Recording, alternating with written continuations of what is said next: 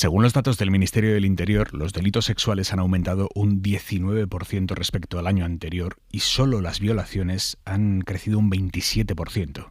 Estas son las cifras, pero estamos hablando de experiencias que dejan un trauma enorme en la víctima. ¿Y cómo se sale de ahí? ¿Cómo consigue una víctima superar un hecho tan profundamente doloroso?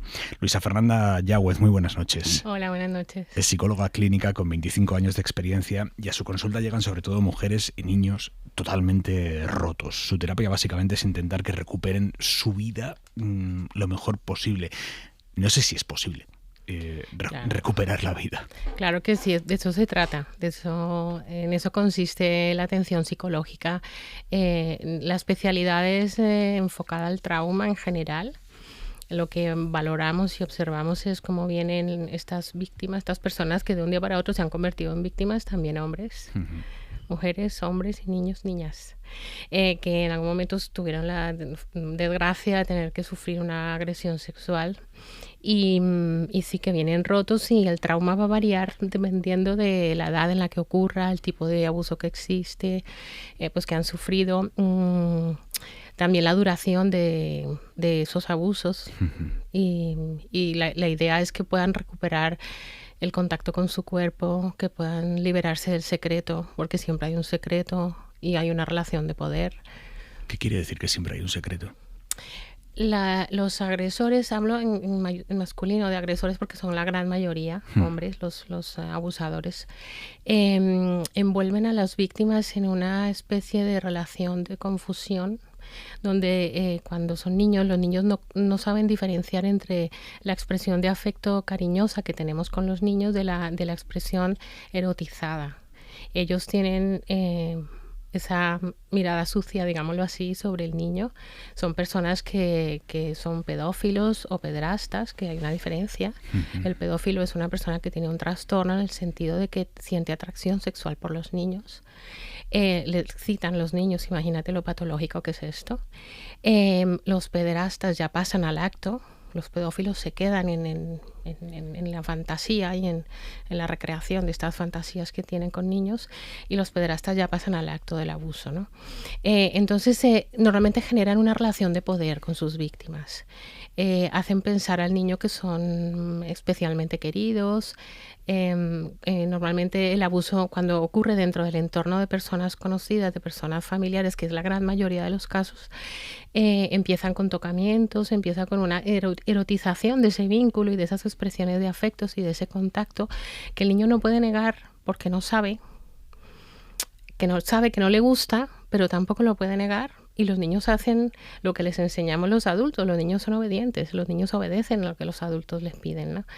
Y hay un momento en el que pues estos tocamientos van a ir a más, hasta que se llega incluso a la consumación de una penetración, por ejemplo, ¿no? ¿Y cuál es el momento en el que el niño se da cuenta de que es víctima de abuso? Siempre tiene que tener un input exterior que le dice eso que te está haciendo esa persona está mal, alguien que lo descubra, o el propio niño es consciente de estoy siendo víctima de algo que no es normal y está mal. Hombre, en la medida en que estamos trabajando cada vez más en la prevención y en la educación sexual de los niños, buscamos que los niños sepan que esto existe, que sepan que existen, que nadie te puede tocar debajo de tu ropa interior, por ejemplo, que es una de las campañas con las que estamos trabajando desde el Consejo de Europa, en toda Europa, dirigida a niños de 2 años en adelante. Los niños más pequeñitos lo que saben, y cuando les damos este programa de prevención, es que nadie te puede tocar debajo de tu ropa interior. Con eso ya ellos saben que hay algo que no está bien, ¿no? También el niño sabe que no le gusta lo que le están haciendo. Si está en medio de un entorno protector, los niños emiten señales, los niños cambian algo en su comportamiento. ¿Cuáles son esas señales? Los niños empiezan a estar tensos, estar tristes, a veces tienen pesadillas. Cuando existe una buena comunicación afectiva con sus familiares, ellos buscan contarlo, o hay alguien que les pregunta, oye, ¿tú estás bien? ¿Te pasa algo? Y los niños pues lo cuentan. Por eso, algo que también hacemos en prevención es favorecer que en las familias haya comunicación afectiva. Es decir, el adulto es el que tiene la obligación de darse cuenta. No podemos poner la responsabilidad de la protección en el propio niño. No es solo que el niño se atreva a contarlo, porque atreverse a contarlo implica salirse de la relación de poder, traicionar ese secreto impuesto traicionar esa lealtad perversa que ha impuesto la persona que le está agrediendo y hacer esa revelación. Piensa que son personas que son conocidas del entorno familiar y personas de confianza. Entonces, cuando los niños logran hacer eso, realmente es un acto de valentía enorme y están muy en peligro y tienen muchísimo miedo.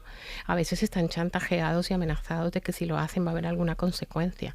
Entonces, lo más efectivo realmente para poder detectar lo más pronto posible que esto le está ocurriendo a un niño o a una niña es estar cerca de verdad que las figuras adultas que hay en el entorno de los niños, que hay muchas personas en el entorno de los niños, estén atentas a esas señales que los niños emiten. Y a partir de ahí, una vez descubierto todo, entiendo que viene la explosión del trauma.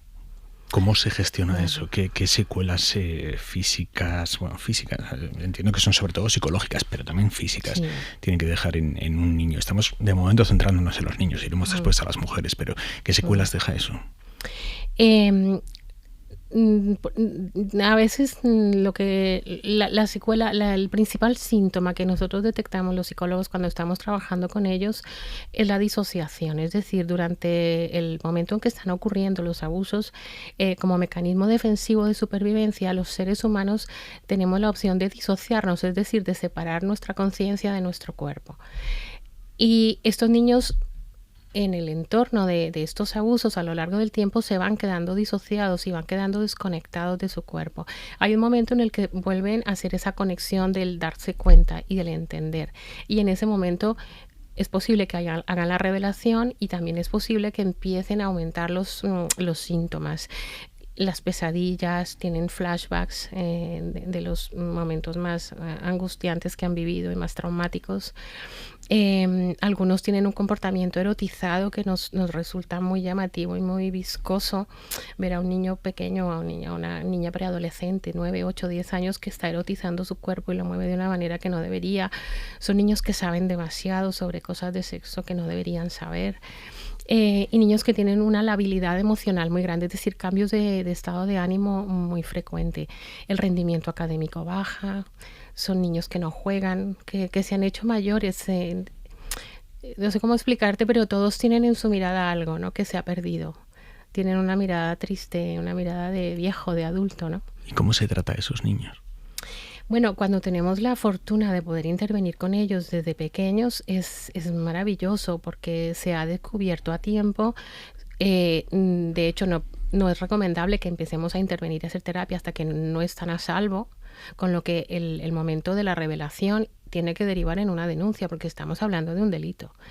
Y un momento previo al iniciar el tratamiento es trabajar con las figuras de protección de estos menores para que denuncien.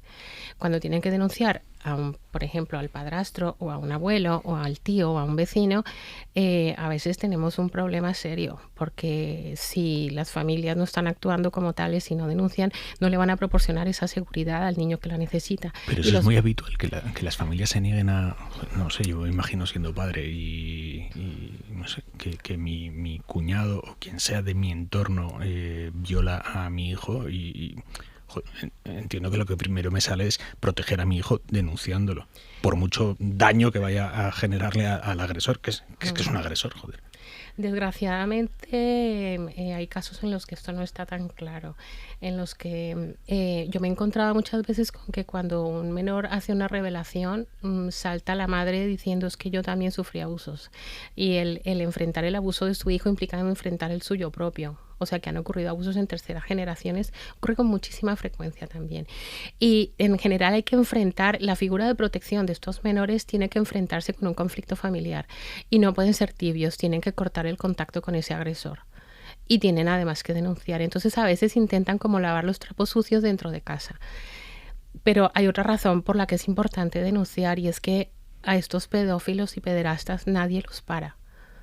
Si no lo denuncias, ellos lo van a seguir haciendo, porque son personas que están socialmente integrados, que nadie pensaría ni nadie se imaginaría que hacen este tipo de cosas. Entonces, otra razón importante para denunciar es, si no los paras tú, lo van a seguir haciendo otras personas. Yo me he llegado a encontrar a un abuelo que llegó a abusar de 5 de sus nietas.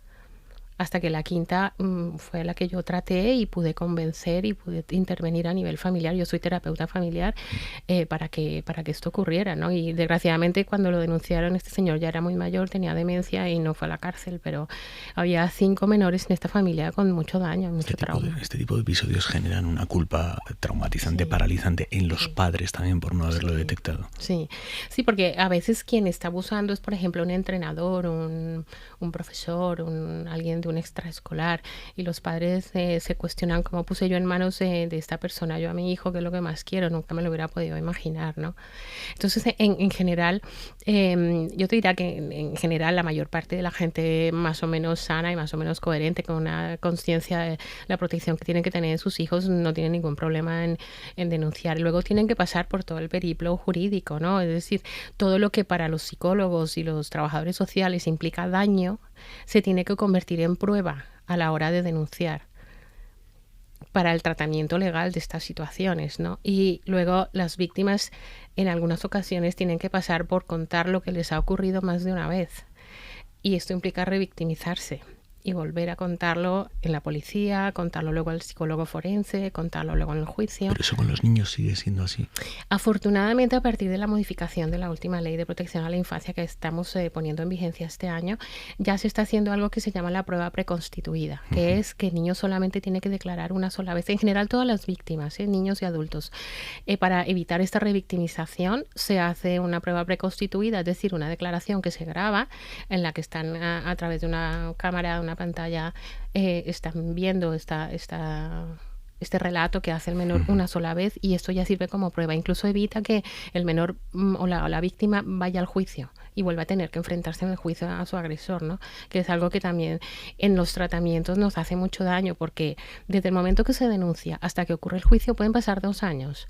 En esos 2 años ya vamos avanzando con ellos en la terapia, tratando el trauma, las pesadillas, los flashbacks, garantizándoles que ya están seguros, que su vida puede continuar, y tienen que volver a ir al juicio. Entonces vuelven a retroceder.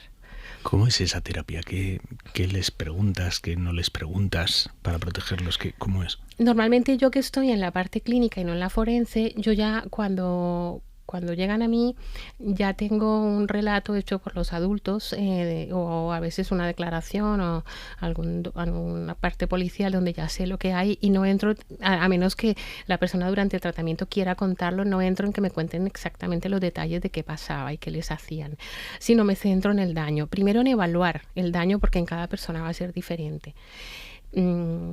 Algunos desarrollan, por ejemplo, los niños más pequeños pueden desarrollar síntomas de masturbación compulsiva. Siempre el tema de la ansiedad está ahí. Cada vez que hay un recuerdo, viene un ataque de pánico, un ataque de ansiedad. Cada vez que tienen que enfrentarse a una situación en que ellos viven como amenazante, como pues volver a una piscina, donde en la piscina les hacían esto, pues vuelven a retroceder, desarrollan fobias. Siempre está presente la culpa, la vergüenza y el asco, que cuesta mucho arrancárselo del cuerpo y de la conciencia, y que hay que tratar en diferentes momentos del ciclo evolutivo, ¿no? En los niños más pequeños normalmente tratamos los síntomas más molestos, hacemos educación sexual, intentamos que vuelvan a su vida normal, y cuando viene la preadolescencia, que vuelven a erotizar su cuerpo, tenemos que volver a retomar el tema de los abusos. Una niña que ha sido violada con 6 años por su abuelo puede tener una vida sexual normal en la adolescencia, en la juventud. Siempre y cuando lo procese, lo trate, siempre y cuando vuelva a recuperar el contacto con su cuerpo sin angustia, sin asco, sin vergüenza, sí que lo pueden llegar a hacer, ¿no? Y siempre con el acompañamiento familiar. Creo que el peor daño que yo he visto que se puede hacer a cualquier víctima de abuso sexual es que no les crean. Es que ese entorno que tiene que ser protector no lo sea. Ante eso sí que es, porque sacar a la persona del desamparo es súper importante para su recuperación. Eso es muy habitual, que no les crean. A veces cuando son pequeños, a veces cuando la persona que está agrediendo es parte fundamental del núcleo familiar primario, como por ejemplo un padrastro, a veces esta madre con una hija adolescente. Yo he llegado a ver que en algún momento a alguna chica le decía a su madre, es que tú tienes celos de mi nuevo marido y tú me lo estás quitando, y rivalizar con su hija adolescente. Yo no diría que es habitual, lo que sí sé es que hace muchísimo daño y me imprime un peor pronóstico en la recuperación de esa persona, ¿no? ¿Una familia se puede recuperar de algo así? Si están unidos, si hay comunicación afectiva y participan en la terapia, sí. Yo normalmente siempre los incluyo en la terapia. Yo realmente cuando tengo que tratar menores de edad o adolescentes, nunca admito el caso si la familia no entra en terapia con ellos también. Para que ellos también sepan, hay momentos en los que salen de una sesión conmigo muy revueltos porque ese día recordaron o ese día quisieron contar o ese día entramos a fondo en su trauma y salen más rotos de lo que han entrado, y necesito que en casa se encuentren alguien que abrace, que arrope, que cuide, que les ayude a dormir esa noche y a continuar el día a día sin quedarse encerrados en casa, ¿no? ¿El superar algo así exige heroicidad por parte de la víctima? Sí. Sí, porque tienen que también aprender a enfadarse. E incluso cuando ya son más mayores y cuando no ha habido ese sistema protector en la familia, son ellos los que ya de adultos tienen que decidir cortar con su familia. Si la familia, o sea, yo no me puedo sentar en las próximas Navidades con mi agresor después de 15 años de que me ha estado agrediendo. Y cuando las familias no protegen, esto ocurre. Y las personas vienen a terapia con un daño muy grande.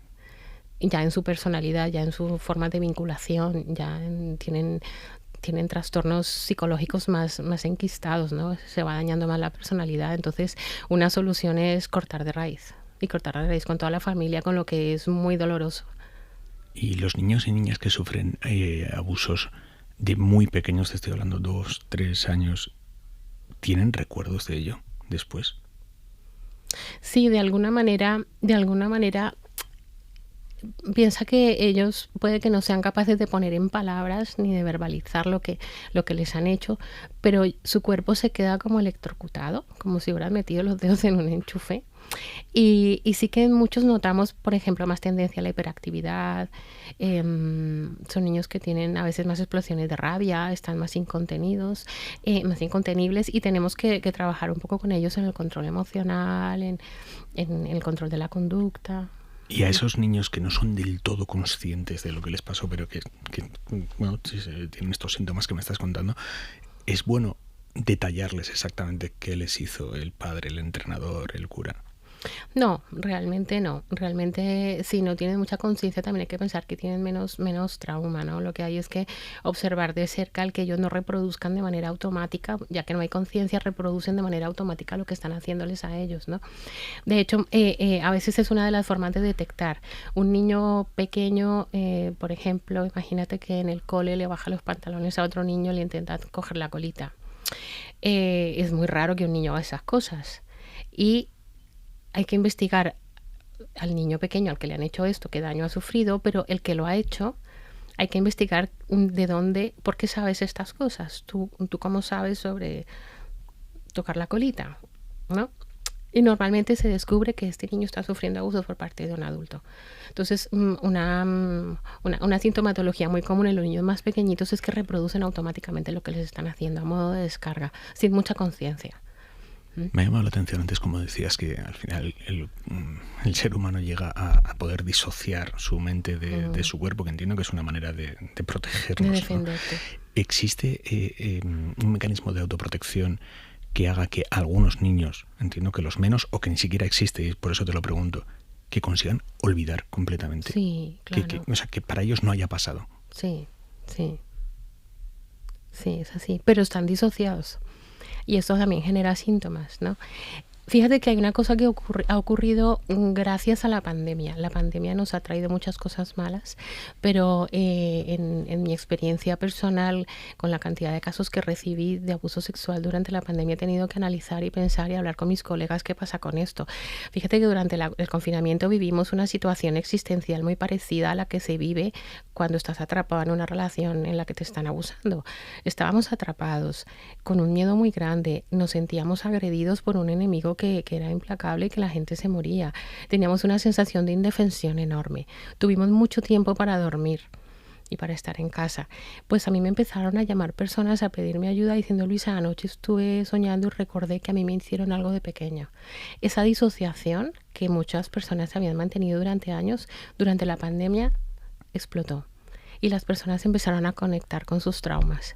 Y hasta hoy no he dejado de tener peticiones de ayuda de adultos que están tratando hoy los abusos que sufrieron en la infancia. ¿Y notasteis durante la pandemia un aumento claro de casos de abusos sexuales intrafamiliares de adultos a menores? Teníamos que estar en casa. No especialmente. En mi caso, para mí fue llamativo la casuística que me fue llegando espontánea de adultos que recordaban abusos de su infancia. Hombre, cuando estuvimos confinados, tanto la violencia intrafamiliar, la violencia de género y también los casos de abuso sexual dentro de la misma familia, obviamente que ocurrieron sin ningún tipo de control porque no había espectadores, ¿no? Y esos casos tuvieron que salir después de la pandemia, una vez que los colegios detectan bastantes casos. Entonces, cuando los niños se socializan, hay la mirada de otros adultos que también notan a este niño le pasa algo, ¿no? Dentro de los abusos a menores, ¿en qué momento de la infancia, la adolescencia, la prejuventud deja más marcas un abuso, más marcas emocionales? Realmente en cuanto los niños tienen conciencia de su cuerpo, ¿no? Pues a partir de los 3, 4 años en adelante, y lo que más marca deja es realmente la magnitud de estos abusos, el tiempo de duración. Hay niños que pueden sufrir abusos durante años antes de que nadie se dé cuenta o que ellos sean capaces de revelarlo. Entonces sí que de hecho el daño mayor en el ámbito de abusos sexuales lo sufren quien lo ha sufrido por personas conocidas en el entorno familiar, porque ocurren a lo largo del tiempo, diferente de quien ha sufrido una violación en la calle o por una persona extraña, que es un evento puntual que es muy estresante, pero que no está tan en duda que se ponga en marcha todo el sistema protector, ¿no? Déjame que te pregunte ya por los adultos y específicamente sobre un caso que acabas de mencionar, una violación por la calle, una chica de 35, 40 años que es violada por la noche en la calle. ¿Cómo se aborda eso?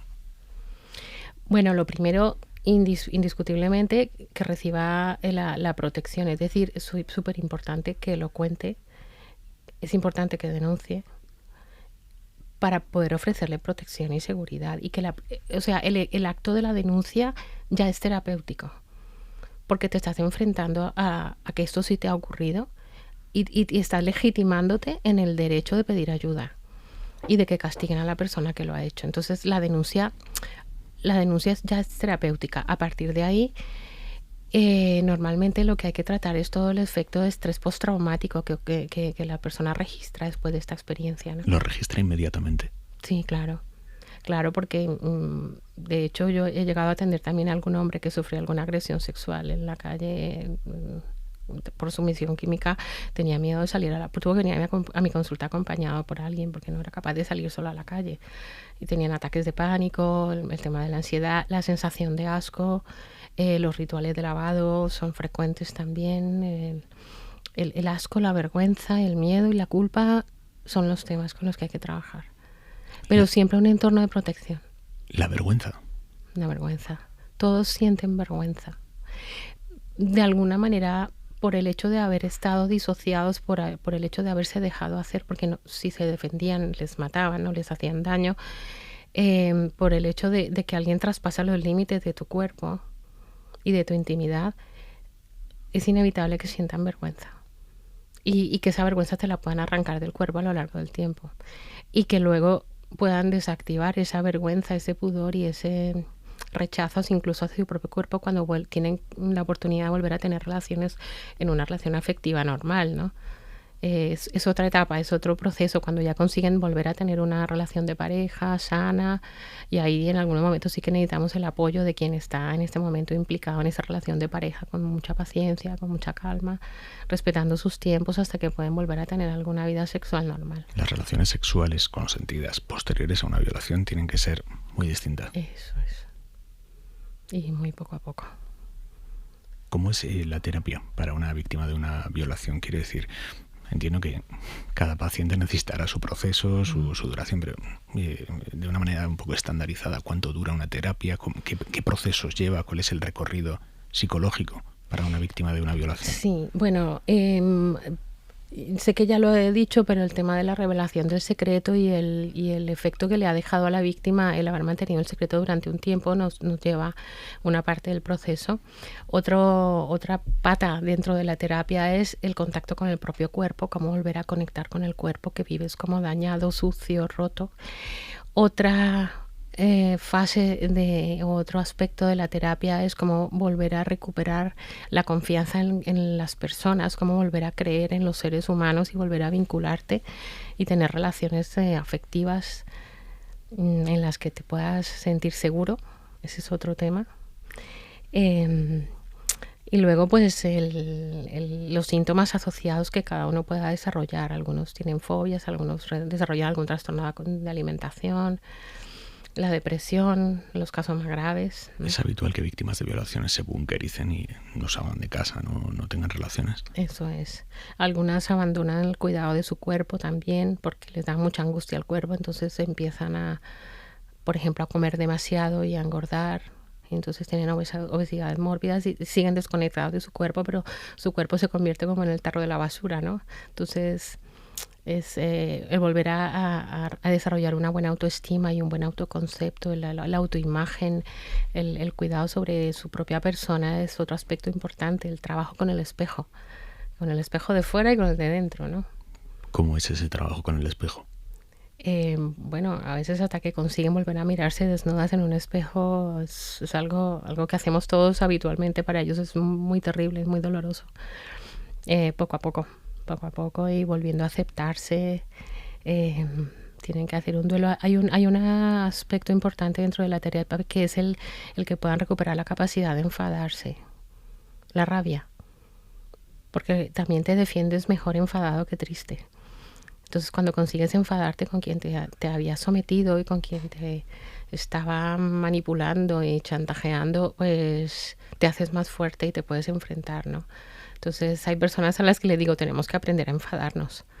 Y a partir de ahí empiezan a verse un poquito más fuertes, ¿no? Una mujer víctima de una violación a los 50 tiene más herramientas psicológicas para afrontar el trauma que una chica de 22, ¿o no tiene por qué?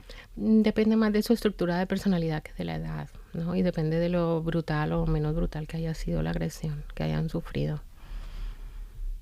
¿Qué papel juega ahí la familia? O la pareja, por ejemplo. Me imagino la pareja de una mujer violada por la calle. Ese hombre, ¿qué papel juega en el proceso? Muchísimo, es súper importante, es vital. Si lo hay, maravilloso, porque va a ser una persona que ante cualquier víctima de abuso sexual necesitamos figuras de protección en su entorno. No solo valemos los terapeutas, los psicólogos o los psiquiatras ni la medicación. Necesitamos que el entorno en el que las personas se muevan sea protector, que lo puedan saber, que lo puedan entender y que lo puedan acompañar el proceso. A veces solamente con que vengan con ellos a la consulta y esperen en la sala de espera ya es maravilloso, porque salen y no se van solos, y porque a la hora de acostarse, cuando viene una pesadilla o un flashback, hay alguien que esté ahí para abrazar o para dar un vasito de agua o para consolar, ¿no? ¿Y hay hombres que no participan de ello, que incluso reniegan de la mujer violada? No, yo no me los he encontrado, por lo menos en mi experiencia. Normalmente suelen estar ahí. También ellos tienen que hacer un duelo, porque tienen que encontrarse con una persona a la que aman, a la que quieren, pero que está atrapada en un cuerpo que ha sido abusado, ¿no? Y tienen que hacer un duelo esa persona ha cambiado y cambiará para siempre, ¿no? Hay algo que se queda roto siempre. Para siempre, es irreconstruible. Sí. Es como una cicatriz que yo de hecho utilizo esa metáfora y les digo, mira, vamos a entrar en hablar de esto que en algunos momentos es difícil para ti, pero lo que vamos a hacer es abrir una herida que ha cicatrizado mal, que tiene infección. Esto va a doler un poco, pero lo que queremos es que esa cicatriz cierre, y una cicatriz que ha cerrado bien y ha sanado bien no duele, no vuelve a doler. No se va, pero te deja vivir. ¿Cuál es el momento que más escuece, que más duele de la terapia? Cuando conectas la conciencia con el cuerpo y cuando descubren todo lo que han hecho para poder sobrevivir a eso que han vivido. ¿Se llora mucho en la terapia? Sí. Lloramos con ellos también. ¿Tú lloras? Sí, claro. claro, pero también es muy satisfactorio verlos salir adelante y acompañarlos. Son tratamientos largos en el tiempo. Esto hay que hacerlo con mucho cuidado y se hace a través del vínculo. Entonces también nos dejamos ahí un poco las tripas nosotros. Una psicóloga de víctimas de agresiones sexuales necesita también tratamiento psicológico. Sí, por supuesto. Los psicólogos clínicos, antes de meternos en esta tarea, tenemos que ir mucho a terapia, tenemos que trabajar bien nuestras cosas y en los casos más difíciles contamos con supervisiones y nos apoyamos entre compañeros, claro. ¿Cómo son esas noches después de días de terapia muy complicados? ¿Te lo llevas a casa? Sí, a veces es inevitable. Tenemos que intentar tener una vida personal lo más feliz posible y con el tiempo vas desarrollando la habilidad de desconectar, ¿no? Yo al camino a mi casa cojo mi coche, me voy por la M30 y me pongo la radio y voy escuchando otras cosas y bueno, intentar tener una vida personal lo más feliz posible, claro. Hay víctimas que están tan destrozadas que sabes que no vas a poder hacer nada con ellas. Sí, sí, algunos sí. De hecho, pues lo sabes porque luego no vuelven, ¿no? Porque les duele muchísimo. O se van y vuelven al cabo del tiempo. Al cabo del tiempo. Recuerdo a una niña que atendí con 6, 7 años que hice lo que pude en ese momento y luego cuando era adolescente me volvió llena de autolesiones con un intento de suicidio y me dijo, Luisa, ahora sí. Y retomamos a partir de ahí. Luisa Fernanda Yagüez, muchísimas gracias. Buenas noches. Muchas gracias a ti por dar voz a este tema. Gracias.